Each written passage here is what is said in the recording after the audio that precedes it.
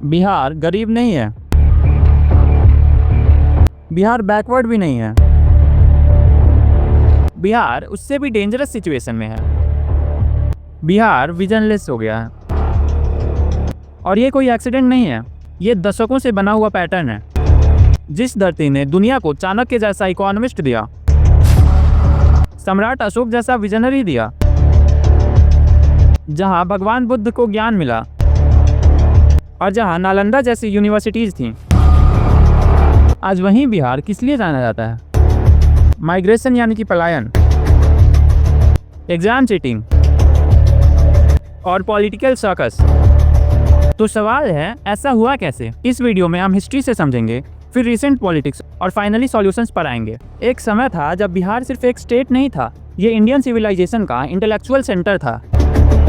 Nalanda university, Vikramshila university. जब knowledge economy word exist भी नहीं करता था, तब बिहार नॉलेज इकोनॉमी था। चाइना, कोरिया और साउथ ईस्ट एशिया से स्कॉलर्स यहाँ पढ़ने आते थे। ट्रेड रूट्स बिहार से कनेक्ट होकर पूरे एशिया तक जाते थे। सिंपल वर्ड्स में कहें तो इंडिया का रोम प्लस एथेंस और ऑक्सफोर्ड को कंबाइन करें तो वो बिहार था।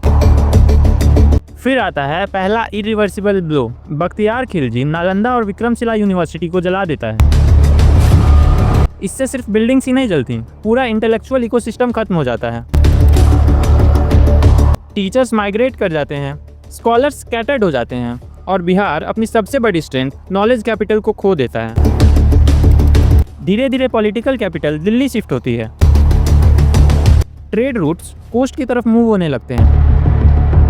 फिर आता है British era, battle of Buxar, treaty of Allahabad. Tax system ऐसा बना कि फार्मर्स सर्वाइव ही नहीं कर पाए। इंडिगो और ओपियम जैसी फोर्स्ड फार्मिंग। इंडस्ट्रीज खत्म हो गई, लोकल इकोनॉमी खत्म हुआ और इन्वेस्टमेंट भी खत्म हो गया। बिहार एक एक्सट्रैक्शन कॉलोनी बन गया, जहां से रिसोर्सेज को निकाला जाता था, डेवलपमेंट नहीं होता था। अब बात करते हैं पोस्ट इंडिपेंडेंस मिस्टेक्स की। आज़ादी के बाद भी बिहार के पास कोल, आयरन, स्टील सब कुछ था, लेकिन 1952 की फ्री इक्वलाइजेशन पॉलिसी ने सब कुछ बदल कर रख दिया। रॉ मटेरियल्स को बिहार से निकाला गया, फैक्ट्रीज कोस्टल स्टेट्स में शिफ्ट हो गईं।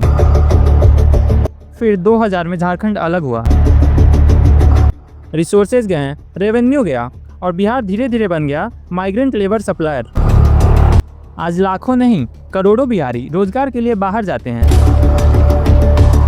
अब बात करते हैं कास्ट पॉलिटिक्स और जंगल राज की।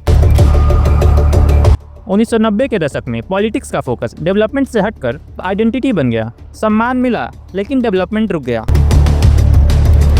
लॉ एंड ऑर्डर कोलैप्स हो गए, बिजनेस करना रिस्क बन गया, इंडस्ट्रियलिस्ट्स निकलने लगे और साथ ही इन्वेस्टमेंट भी चला गया। जहां दूसरे स्टेट्स इंडस्ट्रियल इकोसिस्टम बना रहे थे, वहीं बिहार बाहुबली कल्चर में फंस गया। फैक्ट्री सिटीज बनाती हैं लेकिन माफिया सिर्फ डर बनाता है। अब बात करते हैं नीतीश एरा की, जिसमें इम्प्रूवमेंट्स तो हुए लेकिन कोई बड़ा विजन नहीं मिला। 2005 में नीतीश कुमार आए, रोड्स इंप्रूव हुए, क्राइम काफ़ी कम हुआ, गर्ल्स की एजुकेशन बढ़ी, इलेक्ट्रिसिटी और बेसिक सर्विसेज बेहतर हुए, लेकिन इंडस्ट्रियल रिवॉल्यूशन नहीं आया, आईटी इकोसिस्टम नहीं बना और ना ही माइग्रेशन रुका। और पॉलिटिकल फ्लिप फ्लॉप ने इन्वेस्टर्स का ट्रस्ट और कम कर दिया। इन्वेस्टर्स स्टेबिलिटी चाहते हैं, लेकिन बिहार में उन्हें अनसर्टेनिटी दिखता है। बिहार की प्रॉब्लम पैसा नहीं है, प्रॉब्लम यहाँ के लोग भी नहीं है। बिहार की प्रॉब्लम है विजन का एब्सेंस। यहाँ एम्बिशन का मतलब होता है बिहार छोड़ना, सक्सेस का मतलब है वापस कभी ना आना। ब्रेन ड्रेन नहीं, ब्रेन एक्सपोर्ट चल रहा है। टैलेंट बिहार पैदा करता है और वैल्यूज दूसरे स्टेट ले जाते हैं। अब आते हैं सॉल्यूशंस पर। बिहार क्या क्या कर सकता है? अगर हैदराबाद आईटी कैपिटल बन सकता है, गुजरात सप्लाई चेन हब बन सकता है, यूपी डिफेंस कॉरिडोर बन सकता है, तो बिहार क्यों नहीं? रोड मैप क्लियर है, इंडस्ट्रियल क्लस्टर हों, आईटी पार्क्स पटना के बाहर भी हों, agro and food processing industries हों, stable long term political vision होना चाहिए, एजुकेशन क्वालिटी रिफॉर्म होना चाहिए, सिर्फ इनरोलमेंट नहीं आउटकम भी होना चाहिए, और सबसे ज़रूरी माइग्रेशन को फेल्योर नहीं अपॉर्चुनिटी बनाना होगा। बिहार का राइज सिर्फ बिहार का इशू नहीं है। अगर 13 करोड़ लोग राइज करते हैं तो इंडिया की ग्रोथ पूरी तरह बदल सकती है।